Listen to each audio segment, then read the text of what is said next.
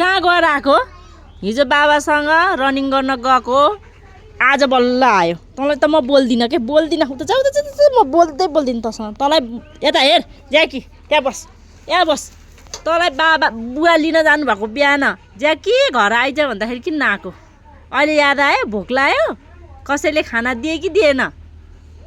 उसको गर्लफ्रेन्ड पाएपछि त आउँदै नआउने। ज्याके आमा, यी किर्ना सारेर आएछ नि त यहाँ। यी आमा हो, उही न किर्ना लिएर आएछस् किर्ना तँलाई। ज्याकी आयो बाबु, यी ज्याकी आयो। यी हेर न ज्याकी। होली आइसक्यो, होली। ह्याप्पी होली भन नि त खै।